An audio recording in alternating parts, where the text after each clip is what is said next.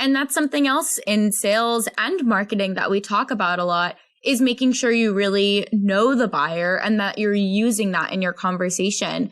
I wonder if you can talk to me a little bit about personalization and how we at Drift use personalization to make sure that we are having the most meaningful conversation with our buyers.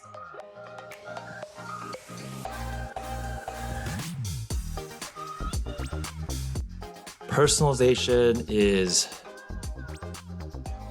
probably one of the most important things, especially in B2B buying, right? Or B2B selling, so to speak, right? And the reason is because, again, so many of us, including myself, are used to these personalized experience, whether we like it or not, right? Unless you're completely cut off and off the grid and you're just using internet with, VPN set up and making sure that nobody can track me. And that's also a bad experience. I'm getting a lot of weird ads when I do that, right? Exactly.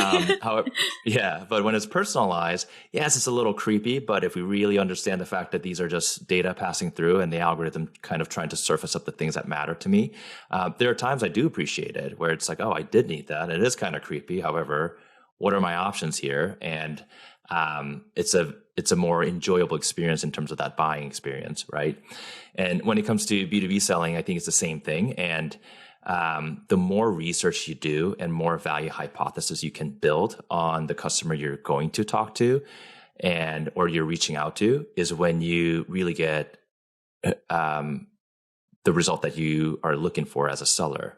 Again, using my own example of being in the buying seat, I get hit up all the time with cold emails and outreach emails, right? And there are so many times that if I did have enough time a day, I'll probably reply and tell them 3 to 5 pointers of how they could have better caught my attention, right? Because the only thing that they caught my attention with is the bad email, right?